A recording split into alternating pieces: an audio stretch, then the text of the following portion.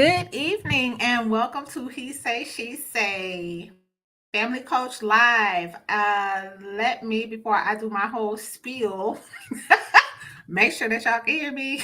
Can you hear me? Do I have sound?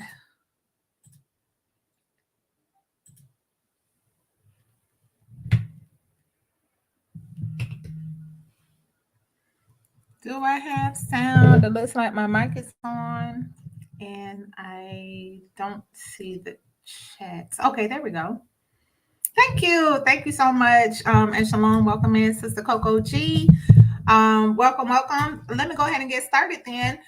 Since we have confirmed that I have some sound and trying to get out of my habits of, talking for the first 5 minutes and no one can hear anything that I'm saying.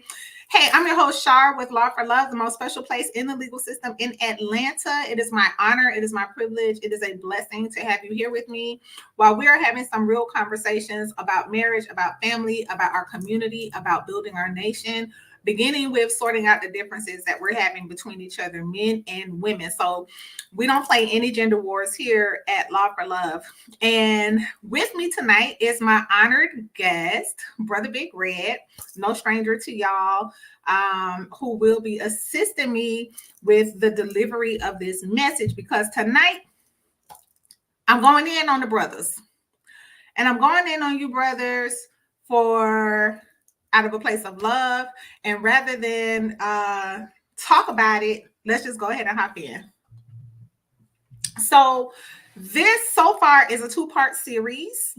We'll see whether or not we could get it done in 2 parts, but we're definitely not going to get to step 5 tonight. We're going to get through the first 2 steps, which is 5 steps to building heart muscle. Shalom and welcome in. Peace and blessings, family. Warning, right? This is the legal disclaimer part. This teaching is not for weak men. I'm not talking to no weak men. This message is for strong men who have to put on a brave face every single day. Brave men who have been sacrificing their own happiness to prove their worth as a man in a world that hates them. That's who I'm talking to tonight. Not any weak man, but strong men. And strong men who are willing to face some really hard truths in order to impact the next generation of men. The men that you're bringing up as young men, nephews, sons. That is who this message is for. So I just want to go ahead and put that out here on Front Street. This is not for a fluffy brother. This is for my strong brothers. And I want to begin by dealing with an indictment that has been made against Black women. This is a family meeting, and I want to talk about things that I'm hearing Black men say about Black women before we jump in. We've been hearing that we are not safe for Black men. Y'all don't feel safe with us, that we don't understand our men. I'm hearing the indictment that we don't need Black men, that we're telling you that we don't need you, that we are competing with Black men for dominance in life, in the workplace, in our homes, and that we are at fault for giving you a horrible emotional foundation. So this is the indictment against Black women. And the jury says that Black women are guilty on all counts.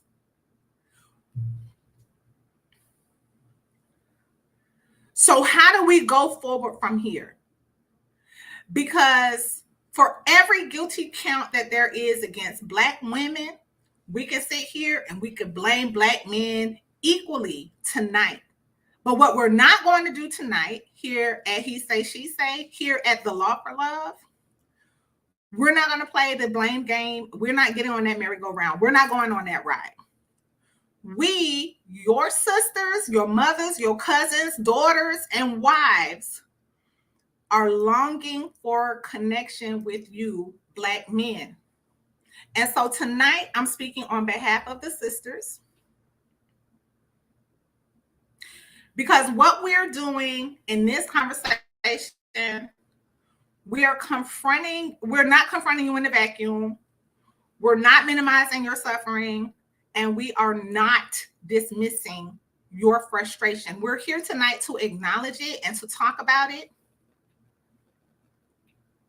and to invite you into this conversation and into these keys, these steps, these conversations about us reconnecting with you. Because you are our honored guest, Black man. And so, on behalf of all of my sisters who know how much we need you, and on behalf of all your women, Black women, who have hurt you, I apologize. We are inviting you to talk about what you have been feeling, because until your women, Black women, until we understand you and until we find that place of honor and respect where we can be in balance with you, we cannot make it without you. We are left to our own devices, and we are missing the mark without you. And now, on behalf of all of our people who understand the power of our words, I renounce, reject, void, nullify, cancel, set aside, revoke, rescind, and render harmless all other voices, actions, content, misdirection, ignorance, malice, bitterness, resentment, envy, pride, witchcraft, conspiracy, campaign, attack, sedition, and other acts of evil perpetrated against you by all other women of our shared ancestry.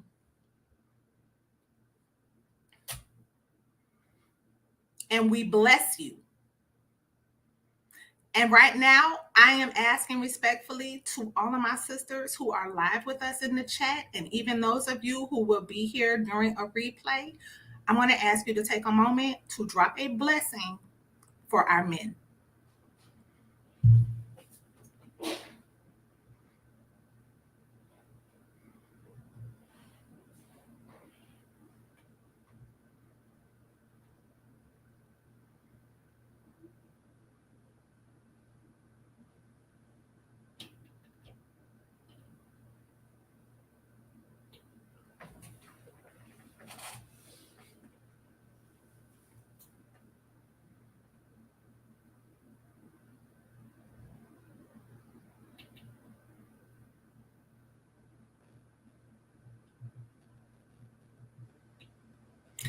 So now that I've taken care of the legal stuff, the legal preliminaries, the procedural posture of this situation, we have addressed the mess from the sisters.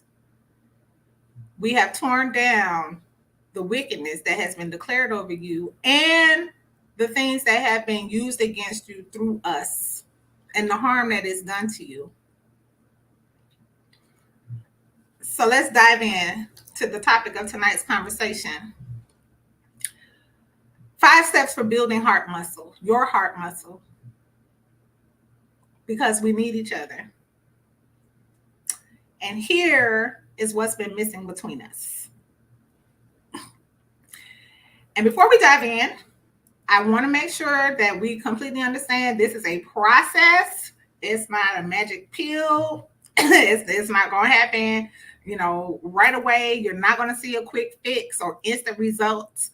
But if you begin doing the work of these steps, you will feel more connected with yourself. You have the potential of not only being more connected with yourself, but also with your family.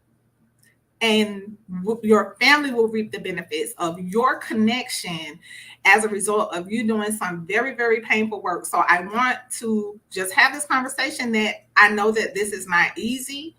And that is why I brought a very respected brother on here, because I don't have the right to speak certain things from the position of a woman. But I am here to minister to you out of the assignment that I know I have when it comes to this topic. So the seeds that come from you doing the work and sowing these seeds, they will return to you as a harvest if you will not fear, if you will take courage in the truth and the love that I'm sharing with you in tonight's conversation. And so I want to begin with exhibit number 1, because the number 1 cause of death of African American men, so-called African American men, our men, is heart disease. And this kind of has been like the number 1 cause of death for our men for a very long time. Like, this doesn't make any kind of sense, because when we really look at it from a spiritual standpoint, what this data is telling us is that the heart of our men is crying out. And that means that there's an elephant in the room here, family, because this shouldn't be the way things just are for our people. Like, our men shouldn't just be the leading cause of not living out your full life and your mortality being cut short is because of heart disease. We should not just be okay with this or accept this as, our portion as a people, as a group of people.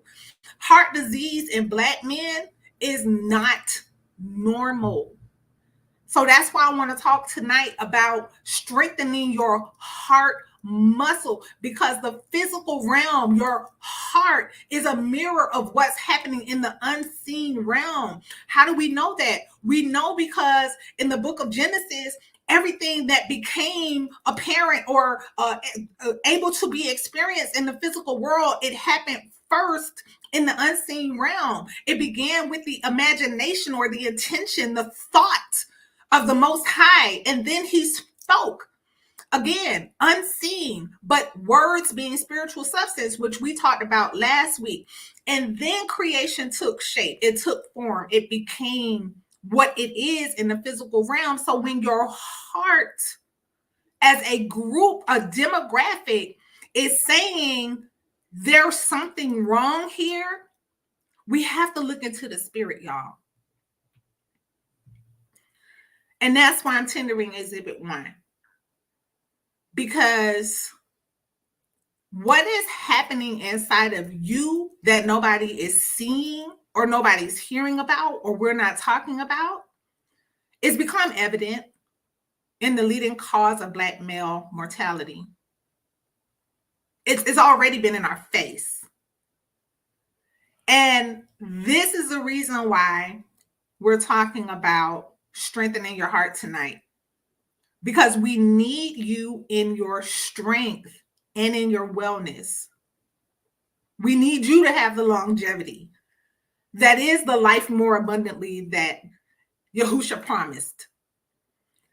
So let's look at the first step to building your heart strength, building that muscle. The very first step in any healing process is just recognizing any lie that is lodged in your belief system. This is where all healing and deliverance takes place, rejecting the lie. And one of the number 1 lies that has been imposed upon our men is that you don't cry, or that crying is a sign of weakness. This is one of the most damaging and destructive lies for you. And this lie is only compounded by another half truth that's kind of been placed upon you and your identity as a man that you've done your job as a good man by being a provider, or you have done your job as being a good man by being a protector. But at the same time, you're not supposed to have no feelings. You're not supposed to cry because that's weak, and you can't be weak. You can't show weakness without your very safety of your life being damaged or threatened in this culture where we find ourselves right now.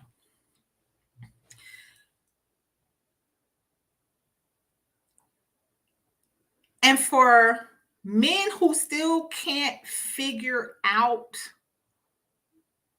what could she possibly want more after you've done all of this work, you've been toughening up, you've been putting on a brave face, you've been going out to work, handling your business and making sure that she has her needs taken care of. What else could she possibly want? I've already done everything that there is for me to do. I don't run the streets. I don't put my hands on her.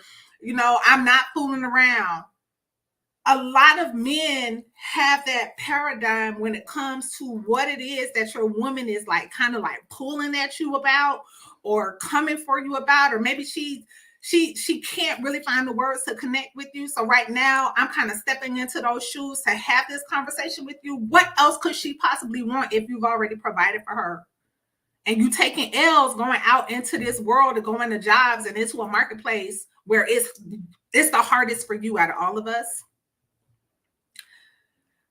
Because the last thing you really need is to be getting confronted about whatever she got going on. She talking to you in emotion, is making you feel overwhelmed. You might want to just shut down. And, you know, she's telling you that you're being distant from her.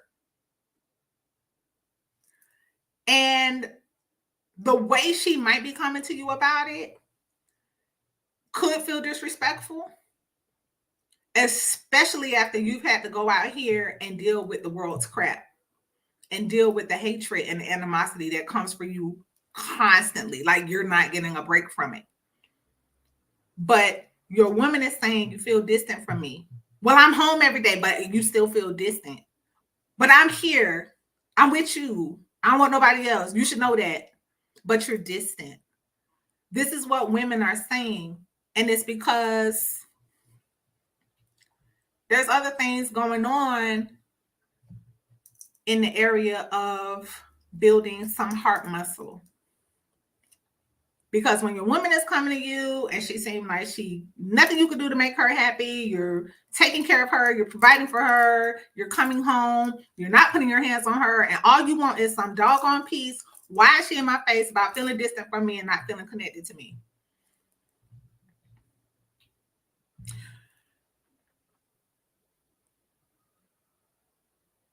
Because even if you do understand what she's saying, a lot of times what we're finding in my world here at Law for Love, our men don't always have the resources available to truly connect with their woman on this level that we're often demanding of you.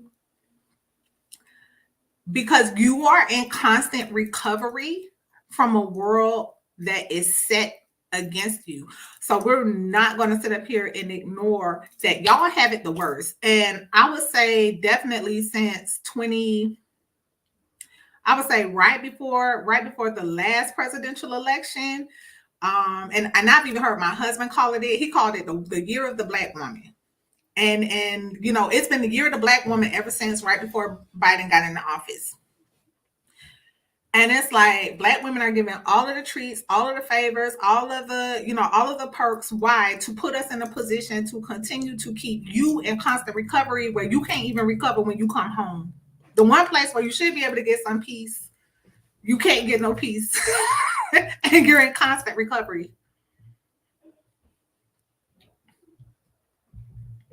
So I'm not here to make any excuses for you.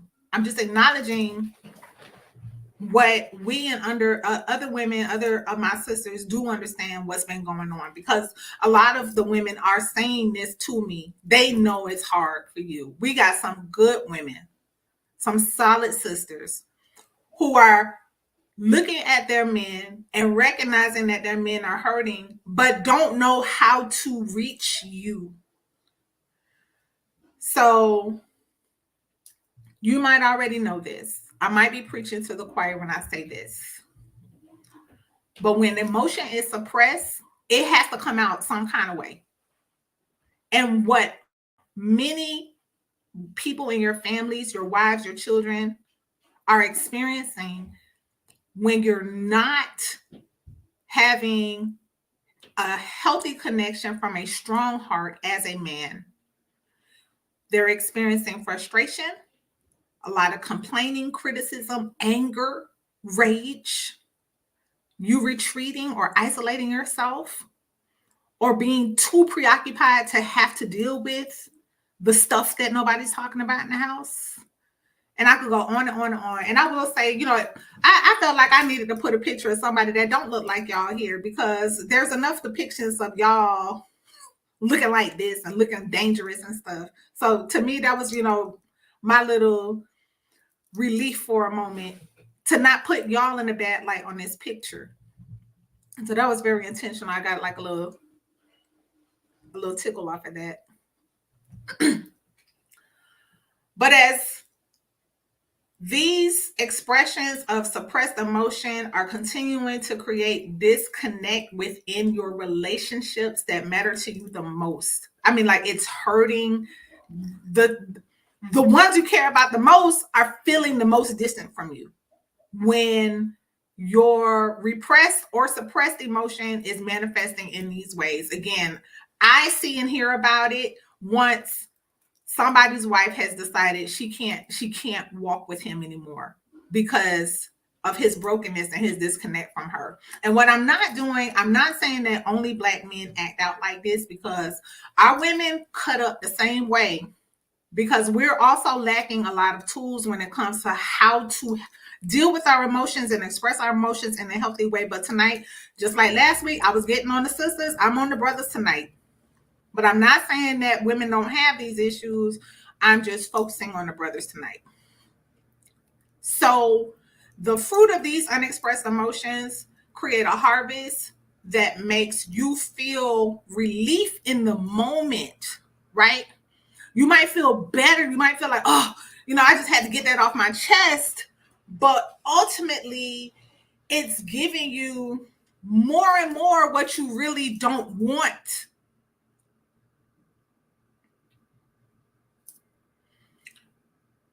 And your healing begins with rejecting the lie.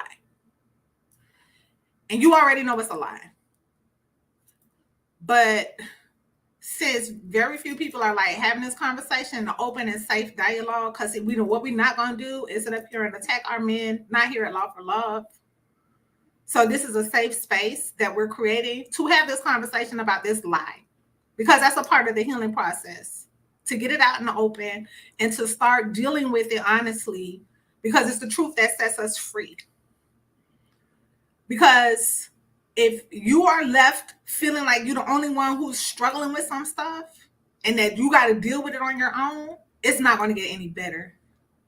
And we're going to talk about that aspect of these 5 steps in part 2. We won't get to that tonight, but that feeling that you got to suck it up, be a man, and just handle it, nah. We're gonna talk about some ways for you to be good without you being by yourself. Because at the end of the day, when I really took a look at our culture, I had to question, where is the publicly acceptable outlet for male emotion? And it hit me one day when we were at a basketball skills camp with our son, that sports is the place where you are allowed to express emotion. And it was crazy because this one night in particular, there was this one dad who was like extra, we had been going to the skills camp for weeks, but this one particular night, he was extra. I mean, he was calling all the other kids' name and, get him. And he was just over the top. And he got my attention because of how aggressive he was at calling the plays and calling the kids out. I mean, these are young kids. And 20 minutes after he got my attention, I heard him talking to another dad and complaining about his ex-wife.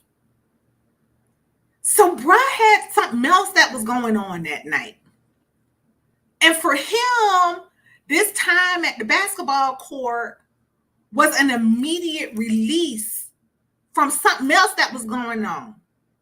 That wasn't not for, the Shar supersonic ears that could hear, 2 bleachers over. This man was really on some frustration stuff because of a situation that was going on between him and his ex that was affecting his son. And when I carefully examine our culture, the sport arena is the only place where you have been given room to express yourself. That don't make no sense. And that brings us to step 2 of this 5-step process. Embrace the truth.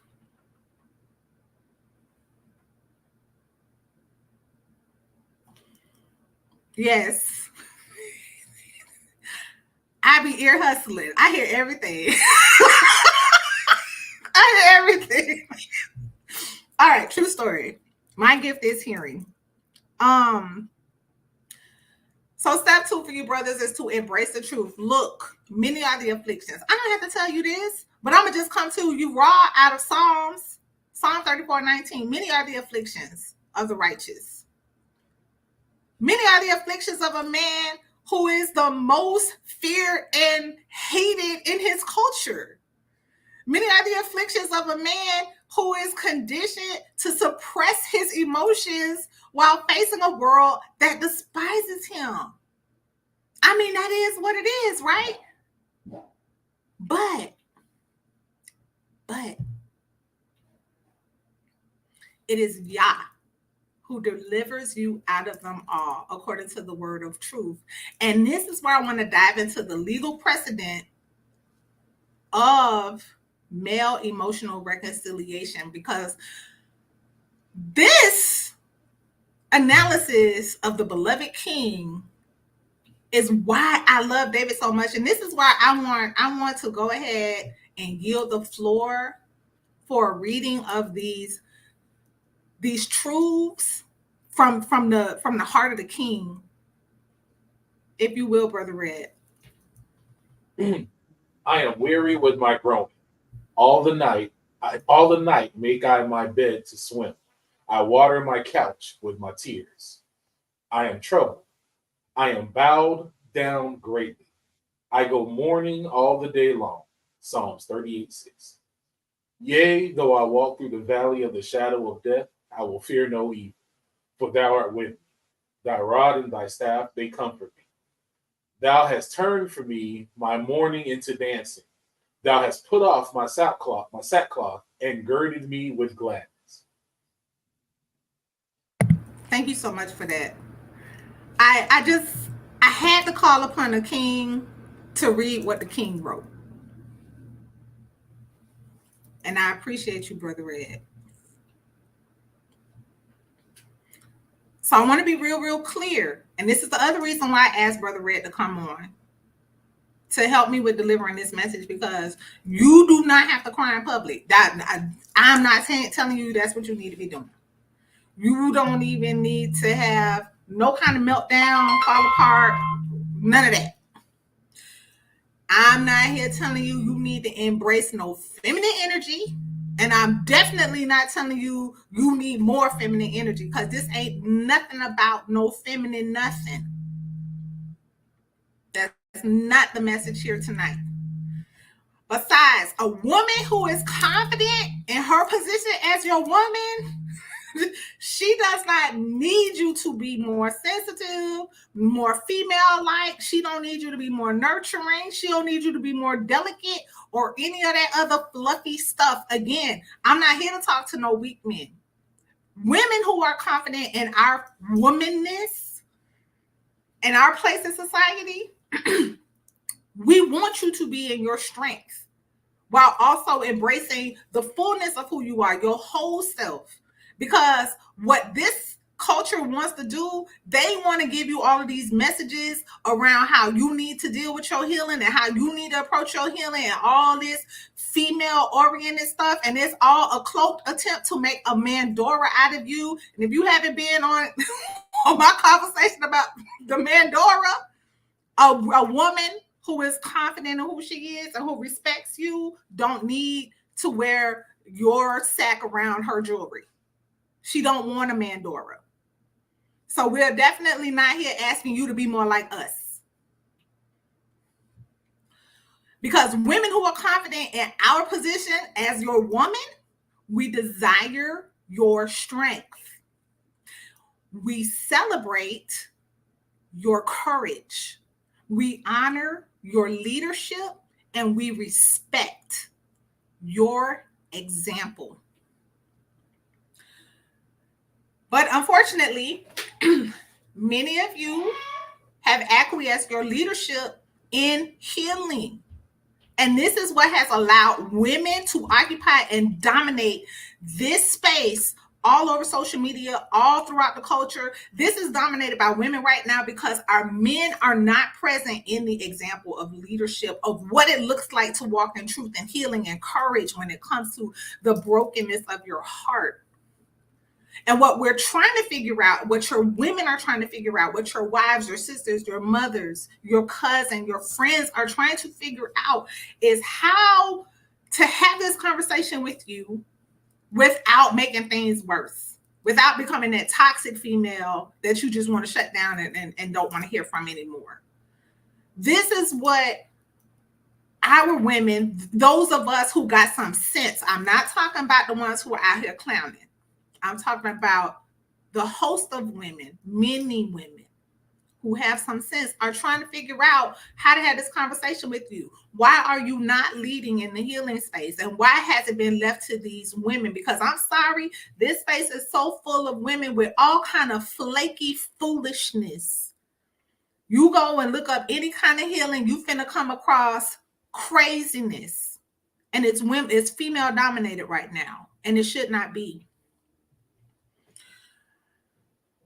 And that's because you were made with emotion.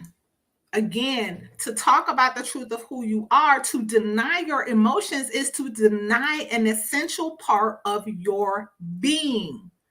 And this aspect of who you are is actually your superpower. It's just that the world don't want you to know that. Because when you carefully observe the Most High's nature, the one who created you, it also reveals his strong emotional affect towards those he loves as well as those he hates. He carries very strong emotion and made you in his image as a being with emotion. So why are we trying to shut it down? Why have your emotions been shut down? Why have you been separated from your emotions? I believe this is why the Most High demonstrated your hidden strength through such a powerful and respected king like David. I mean, because look, you look at David's story, like David was nothing nice. David was not no fluffy man. David was called the man after Yah's own heart. And I believe part of that was because he was not afraid to cry.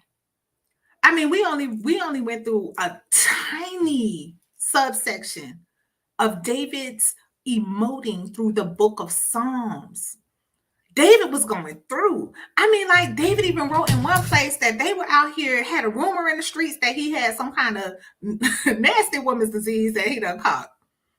I mean, at least that's how I interpret it, the way he wrote it. But he was very, very in touch with his emotions. He didn't shy back from feeling and expressing negative emotion. And he was very aware of his mortality and his weaknesses, and he wrote so openly about it. He was emotionally impacted by his enemies in the way that they used to come for him. And he expressed it and cried out for help from the king who he knew could help him, from the source of his strength. He cried out, and that's why me personally, I love David, because what made Saul fear David was his strength in battle, was his gangster on the battlefield. Like Saul, okay, Saul killed a few thousand people, but man, David killed tens of thousands. Now, this same man who was the killer was also the king that wasn't afraid of his emotion.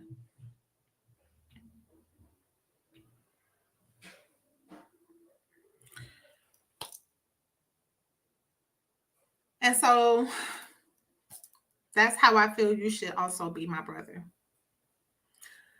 From the heart of your sister, who has nothing but love for you. Even when you don't act right, we get it. Your sisters who are in touch with who we are, who are connected to our maker, who are yielded and submitted to the order that the Most High has put in place between men and women, we understand. But we are waiting for you to keep it real with yourself, brothers. I want to kind of show you this continuum of how I'm seeing this play out in marriages that are failing. And so I'm calling this the predictability continuum.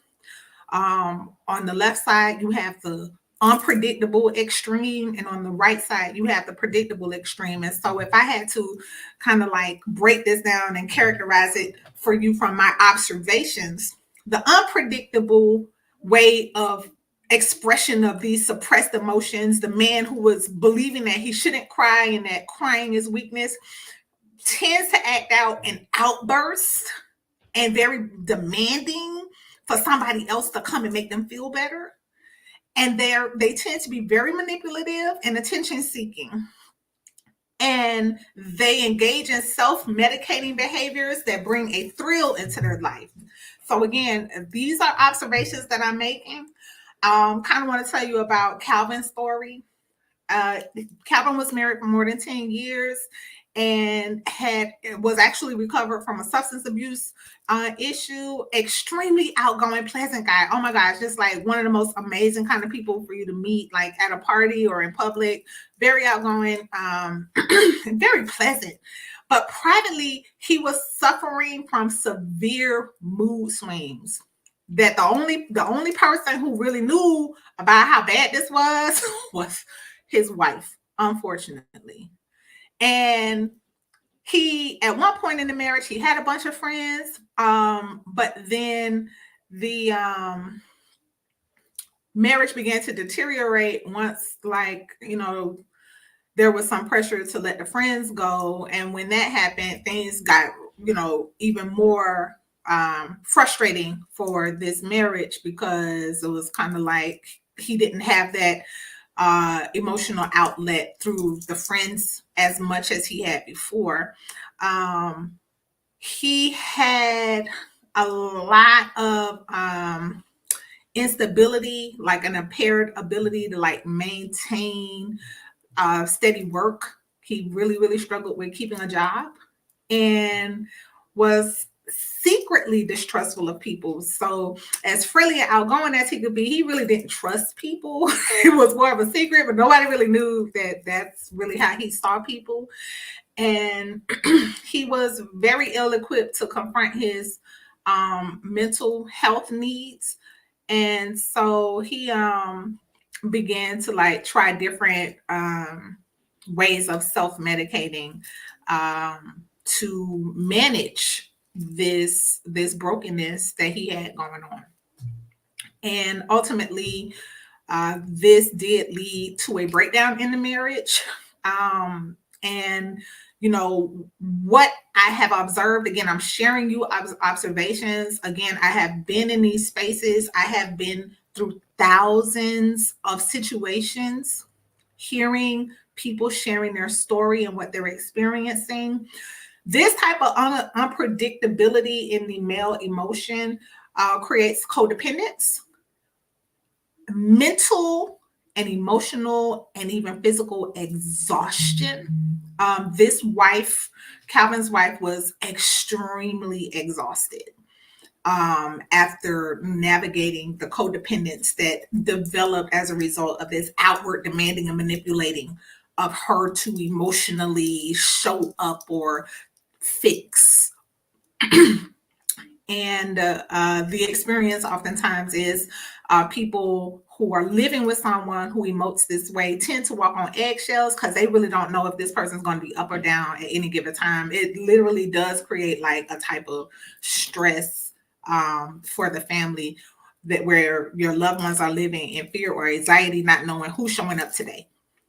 And that is one extreme of this continuum. The other extreme is the predictable. And again, I'm just putting these labels on it. These are just Char's observations, just from working with people and kind of like being a fly on the wall. Or as Sister Coco G said, I'm an ear hustler. Like, look, I'm listening. This type of behavior is more of a detachment, where the man in the situation is really isolating himself. He's extremely independent. He complains or criticizes a lot, and he will self-soothe himself or put himself in chills. So you have the self-medicating on the other side, and this one you have the self-soothing, who is just seeking a place of quiet and aloneness. But it's to an extreme. And here I want to tell you a little bit about Daryl. Daryl was married for more than 15 years, extremely private and independent in his marriage. He spent excessive time alone in his relationship, always preoccupied with things that were self-soothing. Did a lot of research. This was kind of like his way of explaining why he wasn't around his family as much. He had a lot of difficulty trusting anyone, but he was openly distrusting, as contrasted to Calvin. That Daryl don't trust anybody. And so he doesn't trust anybody.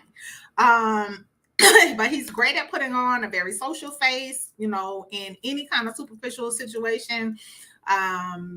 But really not trying to be around anyone at all. Highly focused on identifying any flaw he can find in someone to justify why he doesn't trust, and excessively critical, and rarely gave any kind of compliments to his wife or any kind of verbal encouragement at all. Always complaining and finding fault.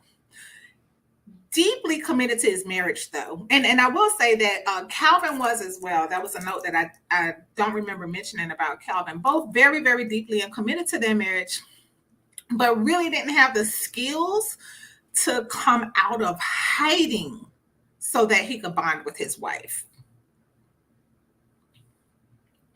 So the harvest, right, the fruit of the predictable emotional output in this type of observation, we typically see alienation, we see loneliness, the wife expressing a deep sense of loneliness and being alone, the social stress that is created by being with a partner who just really does not like being around people at all because of the severe distrust that he operates out of. There's emotional detachment that takes place here, because ultimately being alone creates a level of pain that, the affected loved ones will detach so that they don't feel the pain of that alienation, and doubt and emotional insecurity because this person is here, but they're really not here. So again, I'm only making observations, but do kind of want to throw out this encouragement about what would be the middle ground between these two extremes of unpredictability and predictability in how suppressed emotions are being expressed by the men that we see, where their families end up broken. And I would call it authentic connection as the middle ground where you might want to kind of place your focus on. And, here's the definition of authentic. It is an origin supported by unquestionable evidence. It is true to oneself, to the person identified. It is representing one's true nature or beliefs. And I feel like this last definition I liked the most, which was, I'm sorry, I'm having a hard time seeing this slide. Entitled to acceptance. Oh, I love this definition. Entitled to acceptance. Would you like me to read it? Please. Yeah, I'm having a real hard time with this one. Entitled to acceptance or belief because of agreement with known facts or experience. Reliable, trustworthy. Yes, known facts or experiences. So part of what causes families to fall apart when our men are disconnected from themselves and therefore disconnected from their families is that there is a hiding or a pretending or a masking that's happening. And so you're not really who you're supposed to be. It's like you cut off from a piece of yourself or from a part of yourself. And in this last definition, I love it because it says that you're entitled to being accepted based on what I know. So let me know. You know, it reminds me of one of my mother's favorite sayings. She used to say, I just need to know what side your bread buttered on. Let me have the choice if I want to deal with that. And, you know, a lot of times because of this disconnect from oneself, there are things that your woman don't know. But if she knew, the odds would be in your favor, brother, that she would accept you anyway. And a lot of our men, I think, struggle with that. And so leaving our sisters out here not knowing a lot of stuff that we should know. And then I also put together this definition of connection. Link or bond, and association or relationship. And when we looked at the word connect, because it was used in defining what a connection is, to join, link, or fasten together, to unite or bind. That sounds very biblical, right? Leave your mother and your father, cleave to your wife, right? That's connection language.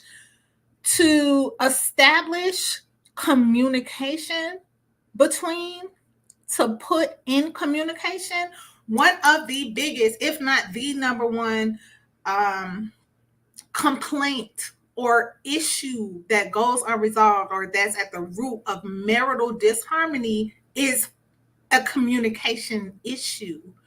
So connect is also described, or one of the definitions of connect does speak directly to communication. And then there is the accompanying or associated, this relation to. So in defining the goal of authentic connection between the two extremes, what I'm recommending or what I'm suggesting as a focal point for you to consider, my brothers, is this place where you are real and connected.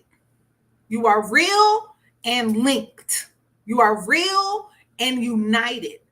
Because if you are true, then the bond is true or the connection is true. And then naturally that takes away a lot of the anxiety that unfortunately a lot of our families suffer with, being concerned that, you know, things might not be working out. Why? Because there's no true connection. And so this is where you are needed, Black man.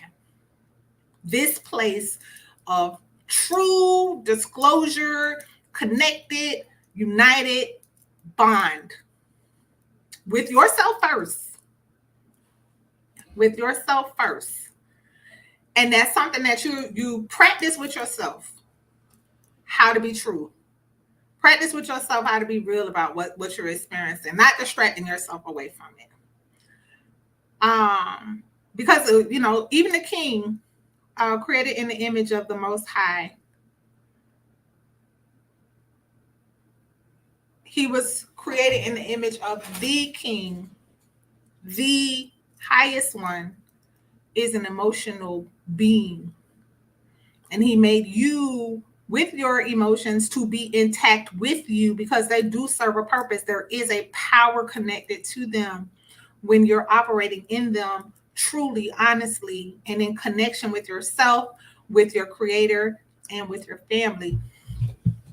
And when you step into this place, brothers, the entire world opens up for you. It's like a freedom that's available to you, that's been denied to you by the lies that have been spoken over to you. And in a world that told you the exact opposite, this world has told you the exact opposite. This world becomes your oyster when you are walking in that completeness of your being and in the way you were created to be with your emotions. There's a rule of evidence in law.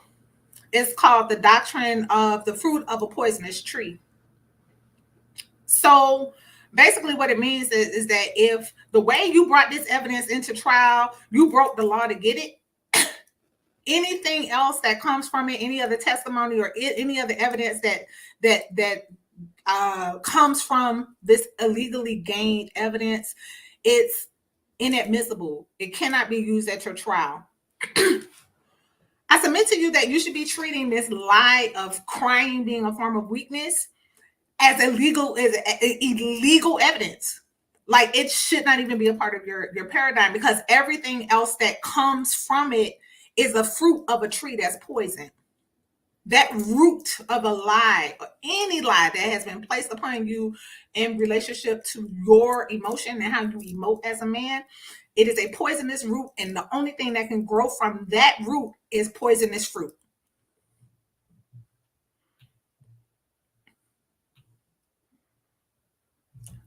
So I submit to you, dear brothers, for your careful consideration, what fruit has been produced by the illegal or untrue rule that was imposed on you, your life, your belief system, that lie, that false doctrine that real men don't cry? What fruit has that produced in your life?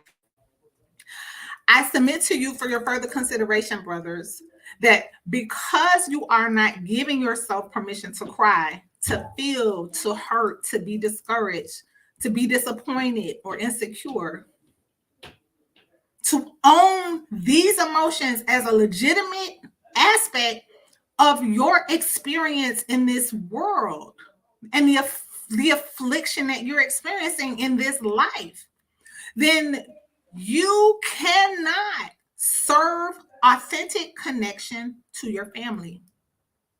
It will not happen. And so this leads to more insecurity and doubt because until you first connect with yourself in pure, raw honesty, brothers, you can never be free from the fear of being found out, the fear of being rejected, the fear of being abandoned, or the fear of being alone.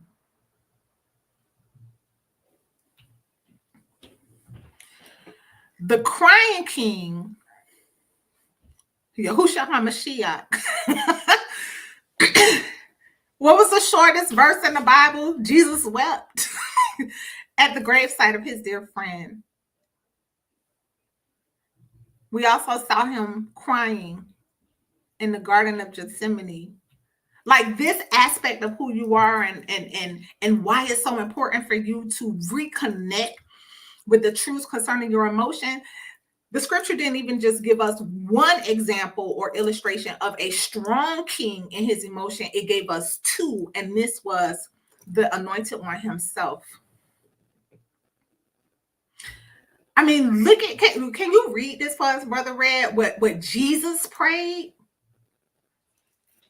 Then saith he unto them, my soul is exceedingly sorrowful, even unto death. Tarry ye here and watch with me. Matthew 26:38. Exceedingly sorrowful? Like, this ain't regular sorrow. Like, this is the moment right before he started crying, like to the point where it's like blood leaking out his eyes. This the king, y'all.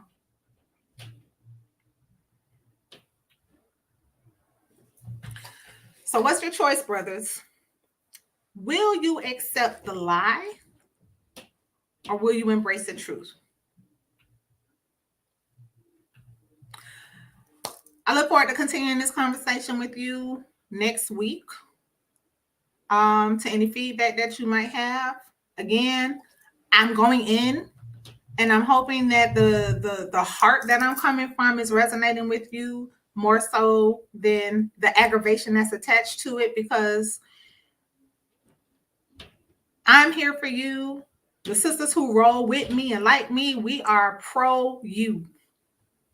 And until you show up for real, our families can't make it, our community can't make it, and our nation cannot be rebuilt. So that is my encouragement to you tonight. You have any final words for us tonight, Brother Red? No, you said it all. Hey, I appreciate you so much. You get to deal with my aggravation more often than a lot of people do. You're a real champ about it. But I kind of sprung this on Brother Red at the last minute, y'all, and I appreciate this brother so much. I say, you know what? It don't need to be my aggravated voice reading David crying. It need to be a strong. It need to be a brother voice. So I appreciate you so much, and I look forward to continuing this conversation next week. Hey, family.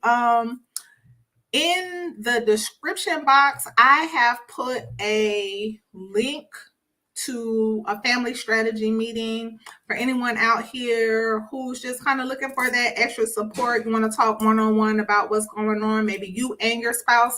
Let's hop on a call. Let's talk about what's going on and see how we might be able to come up with a strategy for y'all to move forward together. I was recently sharing with who was this I was talking to? I was speaking to a lady this past weekend, and I said to her, I said, did you notice that in this county, Gwinnett County, where we were meeting, I said, in Gwinnett County, you do not see Korean families in family court. And she thought about it, and she was like, why is that? I said, because when Koreans are having issues in their families, they call upon the elders in their community to help them talk through some stuff. And even other groups of people, y'all, who go to synagogues, and even when they're going through divorces, you don't find them in court either, because their divorces are being handled by rabbis. So sometimes you need somebody who has some sense to have a conversation with. I don't care who it is. If it's somebody who's going to be discreet, it's somebody who's not going to be putting your business in the street, it's somebody who's going to give y'all both some wisdom, who's going to hear both sides, who's not going to take sides, who's not going to start treating you differently. We should not be out here trying to do life alone outside of community without each other. So if you don't already have that community, you don't know where to start, I am putting that calendar link in this video for you and your spouse to hop on the call. I would invite y'all both to hop on the call. And so again, thank you for joining us here at Law for Love, the most special place in the legal system in Atlanta, building healthier families and communities, one family at a time. I love you all. I look forward to part 2 of this conversation next Monday. Good night.